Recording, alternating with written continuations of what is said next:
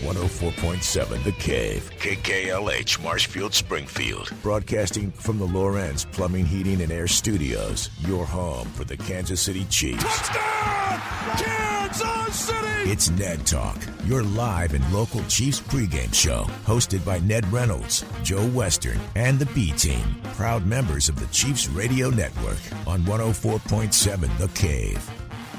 Well, Ned, there's no B-Team here today. It's just you and I. Just the A-Team is here.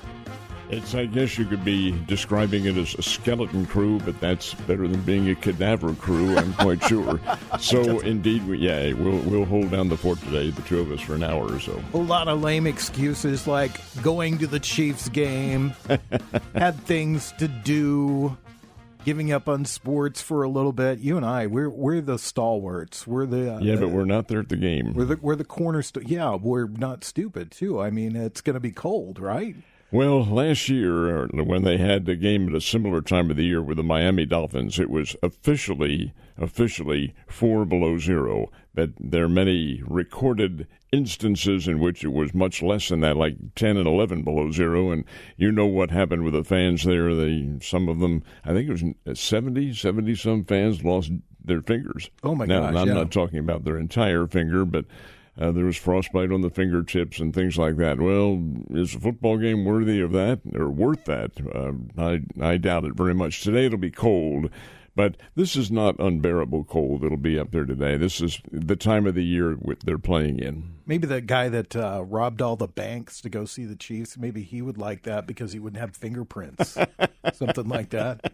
I want to start out differently than we'll get to the Chiefs. I want to talk about that, but first of all, let's talk about Bob Uecker for a second. Passed away. I mentioned yesterday that he had a connection. Had two connections here in Springfield.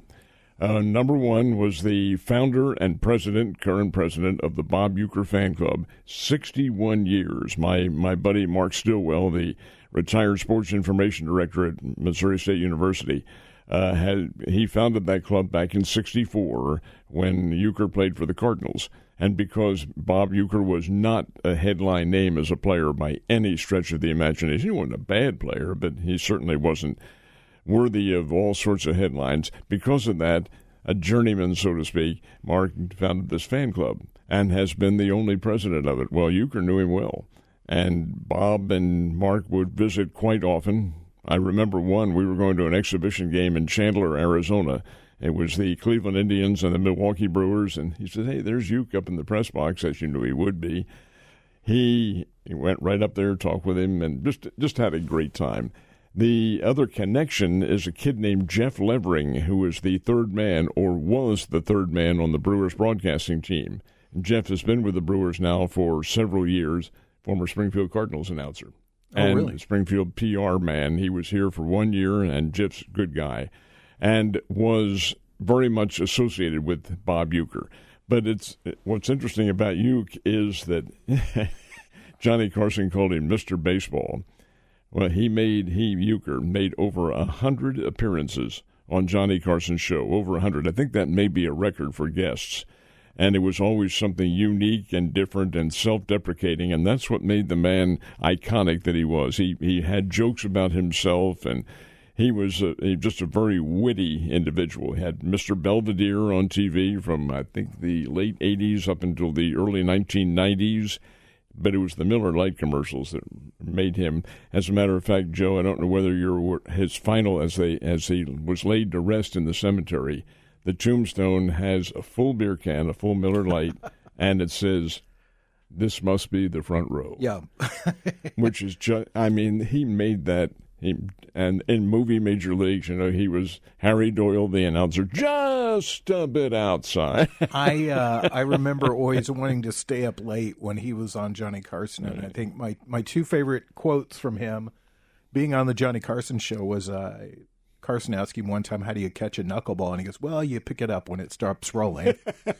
And then another question was, How much did you make? And he goes, well, one year I made about $15,000, but most of that was from stealing and reselling other players' equipment. And I just thought that those were that's Euchre. quotes. Bob Euchre, a legend of broadcasting, a legend of baseball, and a guy that will be greatly missed. He's 90 years old when he passed away just a couple of days ago. And interestingly enough, this is the dedication that's involved with these guys all the time. Mr. Belvedere and the Miller Lite commercial, they all take time.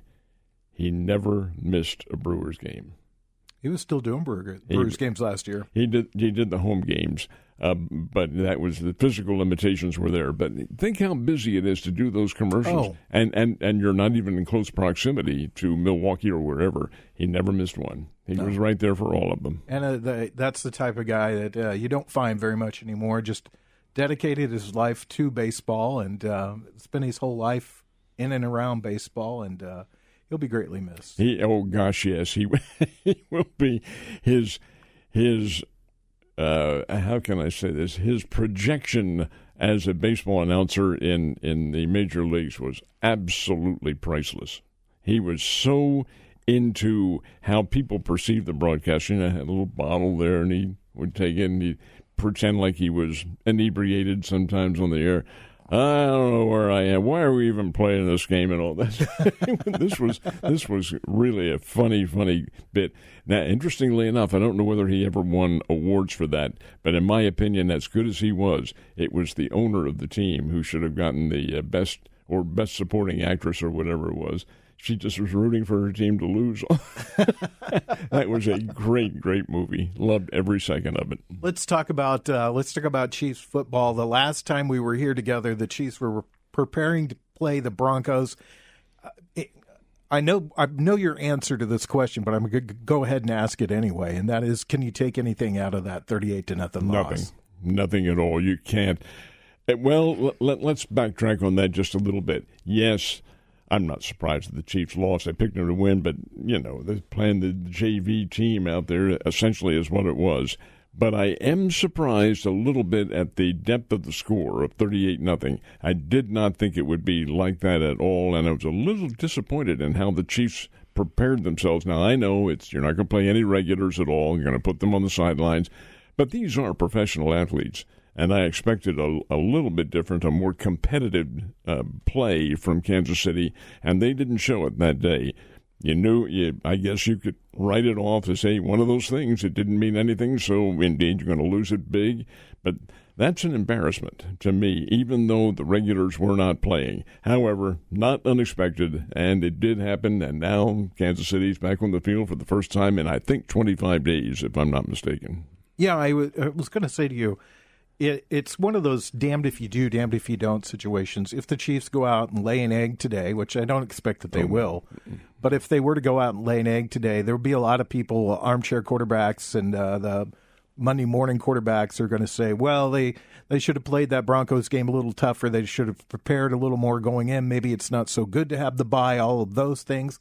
But I personally don't agree with that because I think it's the Chiefs were pretty dinged up going into the end of the season, and they look a lot healthier as they go into the first game of the playoffs. Well, Joe, the bye is one thing, but Chiefs had more than that because they sat all the regulars for that final game, plus the bye, that's two, and it was Christmas Day is when they played the last meaningful game. That's December the 25th, obviously. So there was a long time, a very long time for those guys, not just the bye week. And I think we'll probably, in all honesty, see a game in which the Chiefs may do some shaky things in the early going. It won't last because this is too good a team for that to happen. But when you're not competitive, when you're not practicing your profession over a long period, that's not to say they weren't practicing on the field. They were. But there's a big difference between going out there and doing the varsity work, so to speak. And it's, believe me when I tell you this, folks, it's not just athletics. It is anything you do in life from which you take a break. It takes a while to get those gears back going again. I can absolutely relate to that from the broadcasting profession. When you're gone from it for a while, it takes you time to get loosened up again. Yeah, I took about 2 or 3 years off from working here, and when I came back, I was rusty. And it was hard to get back. It was hard to find my own groove. I don't know whether I've been doing that. I've been back almost 10 years, and I would say I still haven't found my groove, This is Ned Talk. It is your local live. It's important that I say live, Ned. Oh, yeah. Because, one of the things that people ask anymore these days is it AI? Is it AI? I hear that question asked a lot in broadcasting. So, no, neither Ned and I are both real, and we're not intelligent at all. But we're sitting here and we're talking about the Chiefs and the Broncos. A couple of weeks back, 38-0 Chiefs and Broncos, the final score of that game. And a good building game for the Broncos. And as we said, the Chiefs look a lot healthier as they go into today's game. Well, they do, and they're completely recovered, or at least as recovered as you can be with the juncture of the regular season having ended and a couple of weeks off. There's still some aches and bruises and so forth and so on, but for the most part, they'll all be back and ready to go. I think a factor today may be, and I'm going to hesitate on this, I'll tell you why in a second, may be the weather conditions. It is cold up there, but cold is the high 20s. It is not 20 below zero or anything like that, which I think everybody is familiar with the coldest game ever recorded in the National Football League, and that was the Ice Bowl. Green Bay and the Dallas Cowboys. That was was it New Year's Day or right after New Year's Day? I think it may have been New Year's Day of 1967, and it was 13 below in Green Bay for that one. Well, the Chiefs game last year with the Miami Dolphins is listed as 4 below zero. It was colder than that. But this is bearable cold that they have up there today. In fact, I'll tell you, Joe, I once former player tell me, I asked him about the cold weather. In fact, I'll tell you the game I asked him about was the San Diego Chargers against the Cincinnati Bengals back in the early 1980s. It was a semifinal game prior to going to the Super Bowl, and the Bengals won it in Cincinnati, and it was, I think, listed as 6 or 7 below zero that day. It was day. It was not night. It was a daytime game, and the sun was out. But the fact is, the player told me, said, hey, yeah, it's cold. It's cold for the players, but don't feel too badly for us because we have those big heaters down there on the sideline. And while it doesn't make it summertime conditions, it is a whole lot better when you can get some of the warmth coming in. You can get the feeling back and so forth. And half your team is there because you're playing 2 platoon, defensive unit, offensive unit, and you're only out on the field for a relatively speaking short time, a number of minutes. Feel sorry for the fans because there is no heat going on there. And while you're sitting in the seats in cold weather like that, you can stiffen up pretty doggone quickly and hurt some of the extremities as the fans last year witnessed. So the players, once the adrenaline gets going and once those big heaters are down there and you get pretty good wrapping around them too, you're going to be all right and play the game. So that's why it's a factor, but it is not a distinct factor.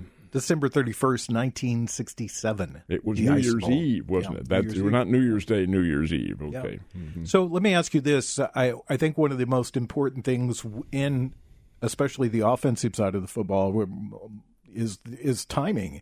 Is just being able to get your timing down.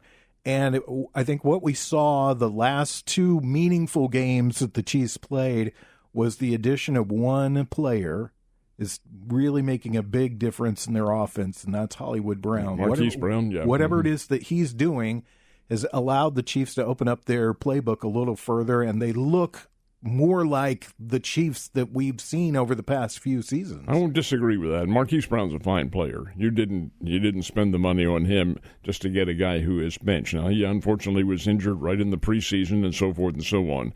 But he can play. He can play the game, and he's very skilled at what he does.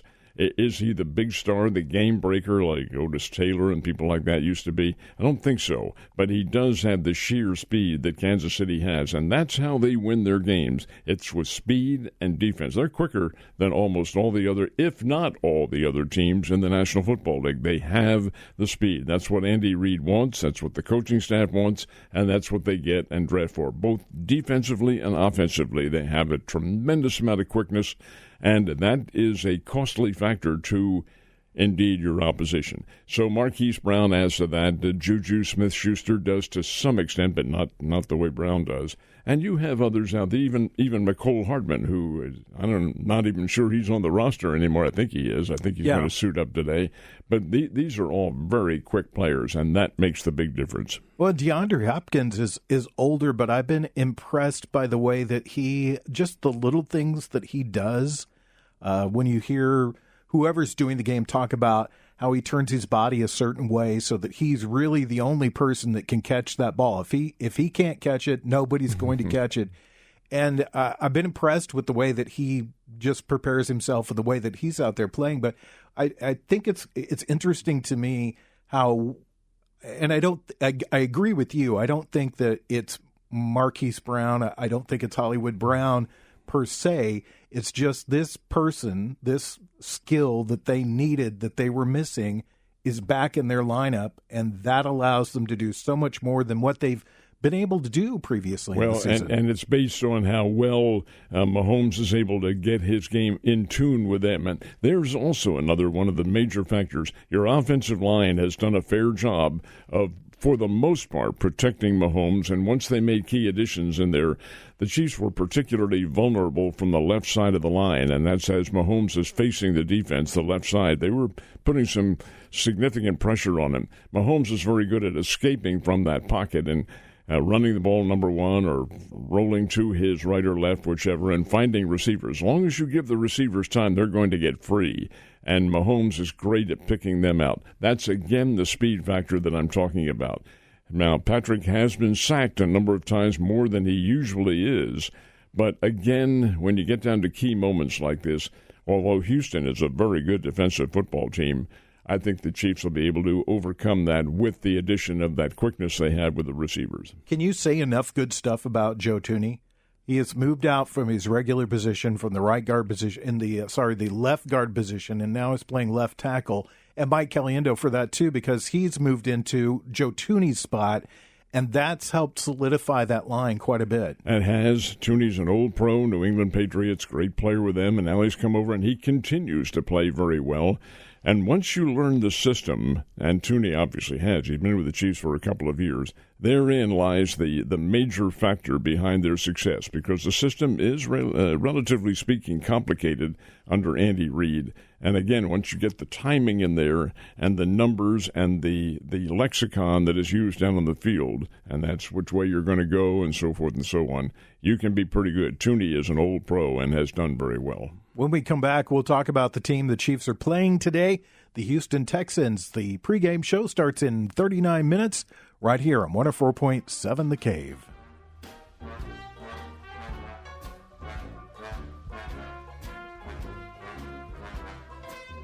You're listening to Ned Talk on 104.7 The Cave, a proud member of the Chiefs Radio Network.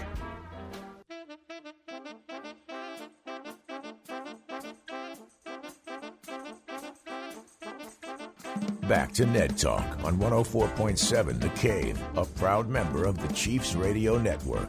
Ned Reynolds, Joe Westen, we are the only ones that would brave the cold to come into the station today to do Ned Talk. Everybody else with their lame excuses. Yeah, we're getting you set for the Chiefs and the Houston Texans. They played earlier this year. It was a close game, but as you know, the Chiefs only lost twice all year, and they didn't lose to the Texans. I don't think you can take anything away from that. But looking at the Texans' depth chart today, it looks like they're a little dinged up. They're down a couple of wide receivers. Stephon Diggs is out.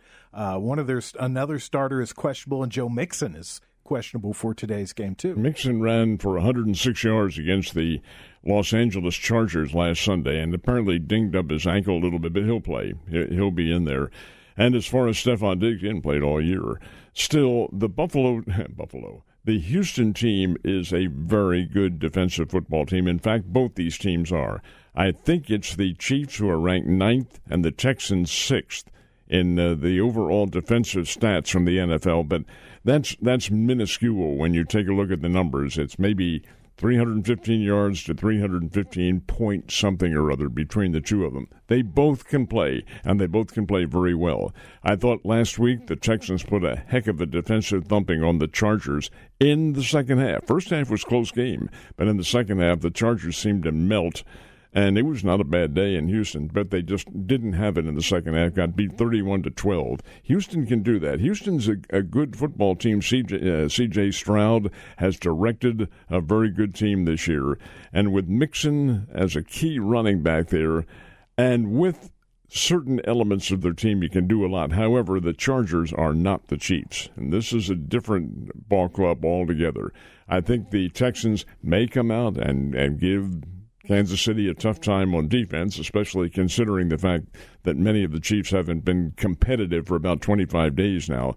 But over and above all that, I don't think Houston has quite the variables it takes to get a win. It could be very well a close game, and the fact that the rust on the Chiefs, it may be close in the first half.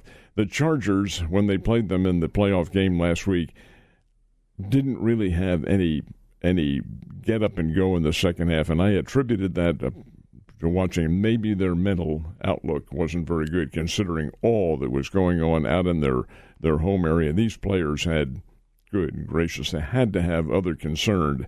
And yet the next day when the Rams played, the Rams come in and blow out their opponent, and hey, you have to think that individuals are better.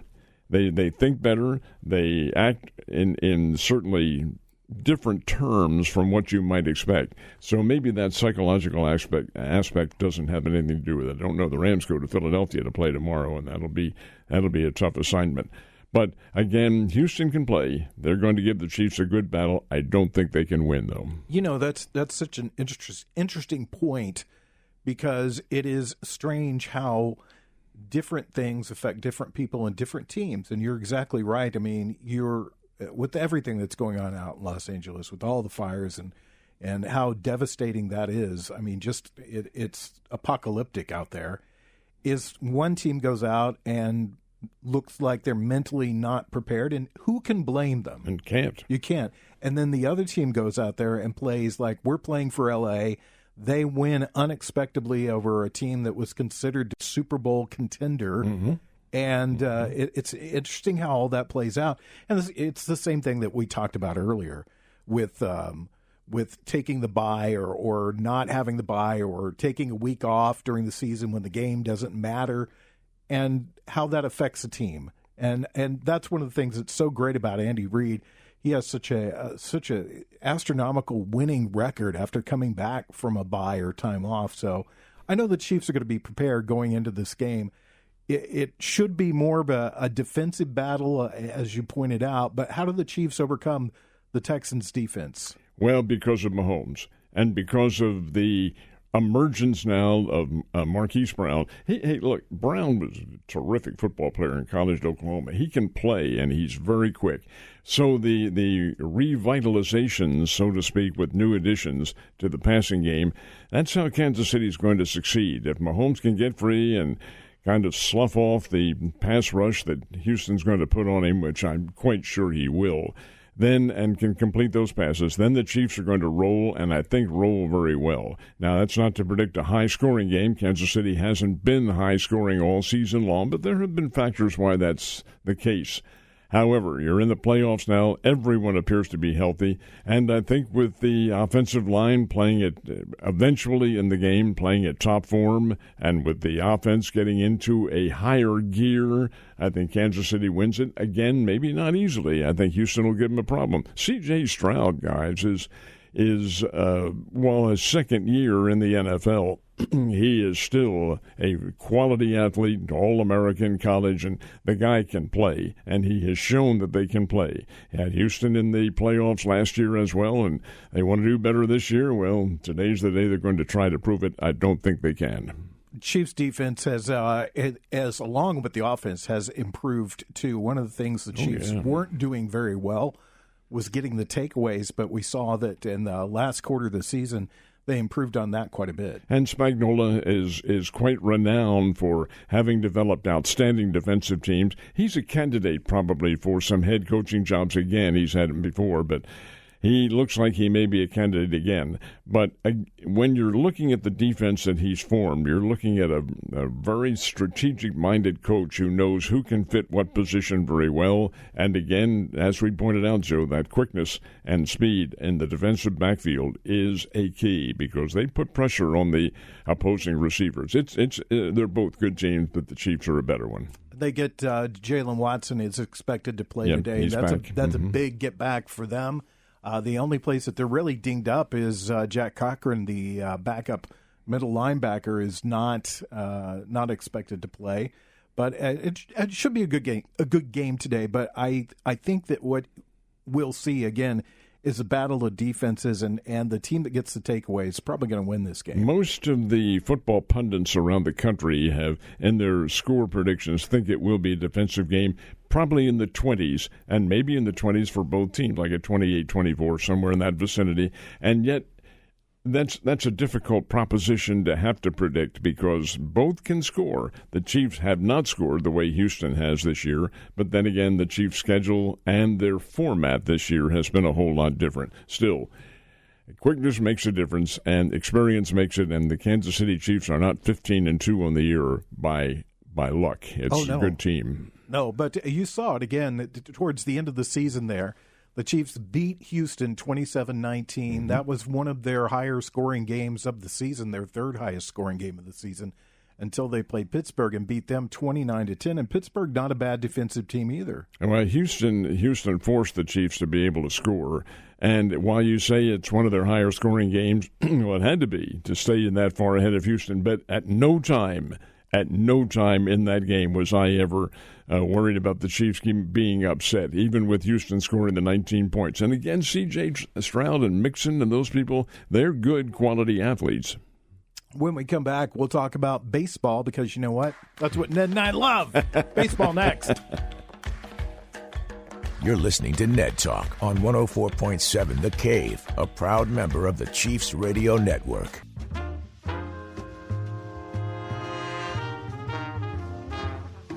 Back to Ned Talk on 104.7 The Cave, a proud member of the Chiefs Radio Network. Ned, I've got to ask you, with all this money the Dodgers are throwing around, how is it that a small market team like my New York Yankees can compete with that? How's that possible? Well, I'll tell you, it's interesting the way the media takes sides on this. The Dodgers just signed Roki Suzuki. I say, who's that? Well, he was a premier pitcher from Japan who has been signed, and he got his freedom from the Japanese league to come over here and market himself. And the Dodgers went and paid a pretty good price for him. My argument to that is he hasn't faced Major League Baseball players. He's pitched well in Japan, and that's not a knock at the Japanese league. It's a good league, but it's not the big leagues in this country at all. But because of the influx of Asian players, and you have Shohei Ohtani on the Dodgers, of course, and you have Yamamoto there, and I think that probably influenced Sasaki in his decision. Does that make the Dodgers a super unbeatable team? Hardly. They'll lose their share, but it does make them the favorite probably in the National League West and a favorite to get back to the World Series. After all, they are the reigning World Series champions. Yeah. But when you see the media going head over heels over some guy who hasn't yet proven himself, I have to be very skeptical. Well, that lineup, that what they're going to throw out there in their starting pitching rotation is pretty doggone good. Good. There's no Yamamoto, question about that. They got this new guy. They got Blake Snell. They have Clayton Kershaw's coming back, apparently, and then a couple of other guys that are really important to that team are got a pretty good starting rotation. One of the questions is, does Ohtani pitch? And I doubt very much that he does. I think they have him in there for hitting purposes, but he can pitch well.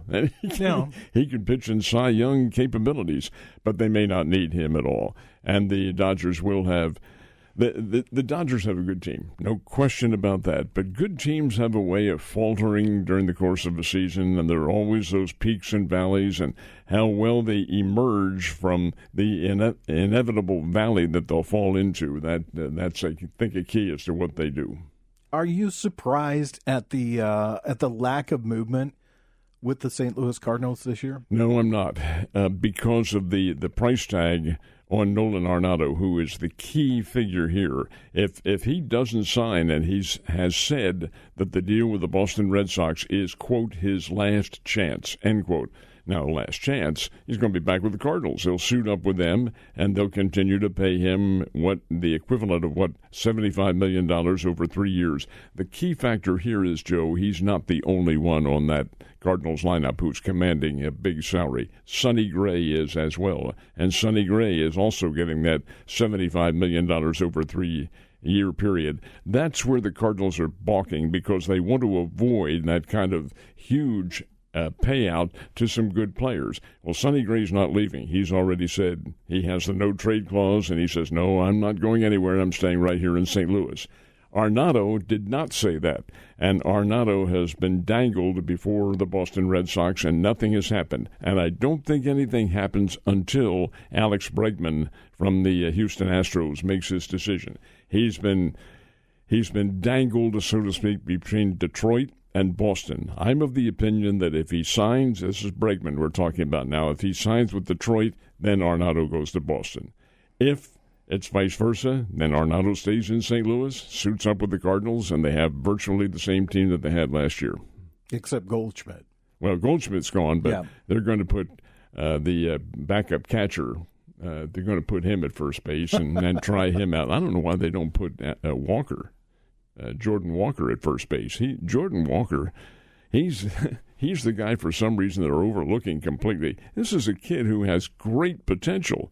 Now, he may have been altered a little bit by some Cardinals thinking, and that's the rumor. But the fact is, the guy is still under contract and can play. That's where I'd put him first base. The Royals are making more moves than the Cardinals these days. Well, what's that say about the state of baseball in Missouri? It says that Kansas City is pretty doggone good. Yeah. And you get a guy like Michael Lorenzen coming in there and re-upping with Kansas City. And coming out of the bullpen, excuse me, Kansas City will have a very good pitching staff. They're going to be a factor. This is not a fluke what they did last year. Now, do they equal that? Can they make a transition from 106 losses to a playoff team, which they did last year? Can they continue to make that slight improvement into maybe a second or third round contender in the playoffs? That remains to be seen, because the rate of attrition in baseball certainly figures into the mix, and how players are going to compete. Bobby Witt Jr., you expect to come through and continue to have another all-star year, but there's nothing that says that he can or will do that. Everybody differs as the years go on, but when you take a look at the variables that are presented now, the Royals will have a very good team. So will the Detroit Tigers.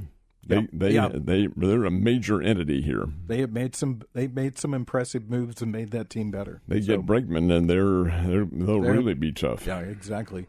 So there's another big football game going on besides the NFL this weekend, and that is, I believe, Monday night. Is that the game? It is Monday night. It's the very first ever. Well, now let me rephrase that. Now it's the first national championship game. It's the first involving this new system. It's 1 week later, and that's because we went to the 12-team playoff round, which I do like. I think it worked out pretty well, as opposed to the 4-team playoff round the way it was previously. But the national championship game is on Monday night. They play it at the Mercedes-Benz, whatever they call the stadium in Atlanta. It is a magnificent stadium, and it's a really good matchup. You have Ohio State versus Notre Dame. It's not the first time they've ever played, of course. That matter of fact, Joe, they played last year on the regular schedule, with the Irish going to Columbus, Ohio, and playing in the Big Horseshoe before 106,000 fans. Everybody thought Notre Dame would get blown out in that game. They did lose to Ohio State, but it was 21-17. Notre Dame was right with them. What happens on Monday night? I'm going to think that Ohio State probably has the better team. What the Buckeyes have done here is really remarkable. Here they lose a 13-10 game to Michigan, and Michigan came back and won their game, the bowl game. They played Alabama and beat them.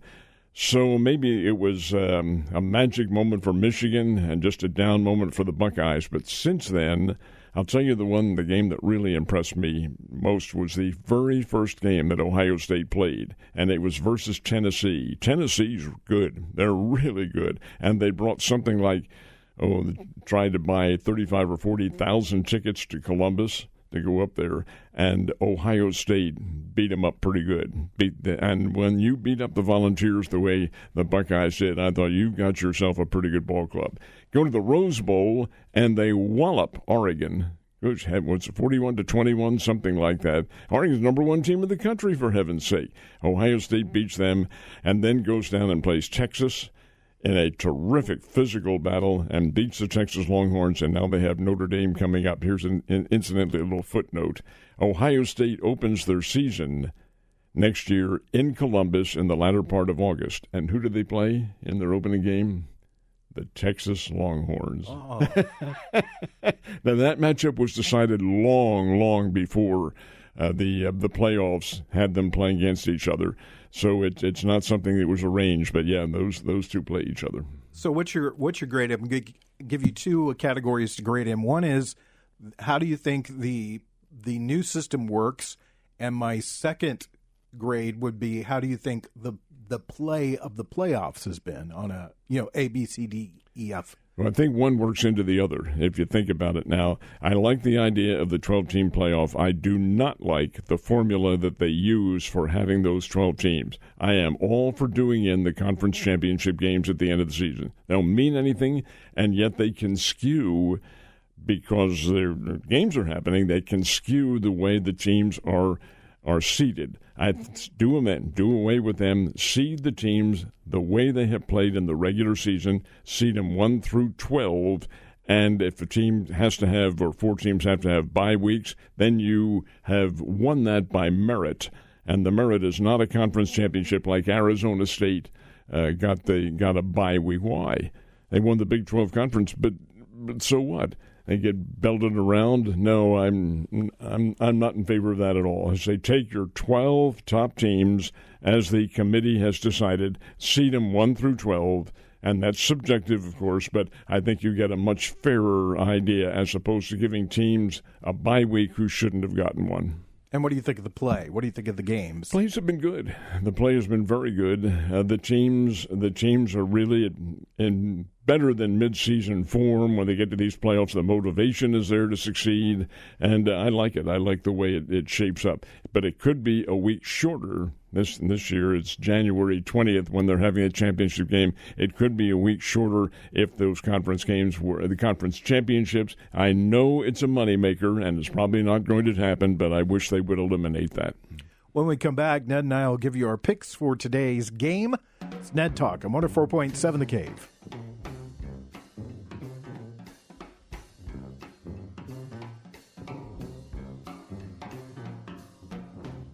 You're listening to Ned Talk on 104.7 The Cave, a proud member of the Chiefs Radio Network.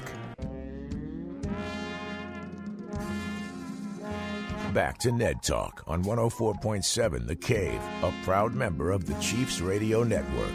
Our good friends Mike the Intern and Jake Gillette both headed to the game today. If they're listening, please be careful, and also cover up, guys, because it will be chilly up there for the game today. Let's do something a little bit different, Ned. There's a game this evening. Who do you have in that game? I have the Detroit Lions winning that one, although not without considerable difficulty, because I like the Washington Commanders team, but I don't think they're quite there yet. They will be in future years if they keep Jalen Daniels at quarterback, and I'm sure they will, and keep their squad, their nucleus of that squad intact. They'll be a better team, but right now the Detroit Lions, I think, get the win. Who do you think wins the games tomorrow? Well, of course, I bleed the green and white of the Philadelphia Eagles, so I think Philadelphia is a very good football team. So are the Los Angeles Rams, and they are a motivated football team.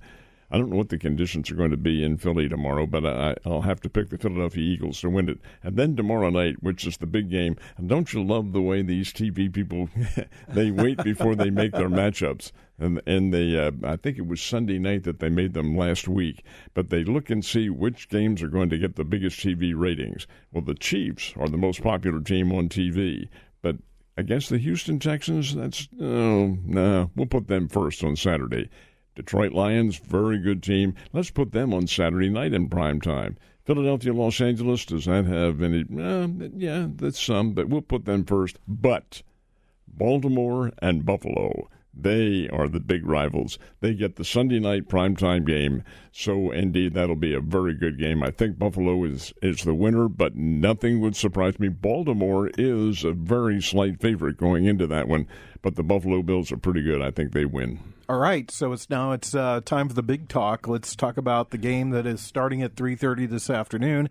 Our Chiefs against the Houston Texans. Could there be an upset? Well, of course, anytime you have an athletic competition, there could be an upset. I don't think there will be.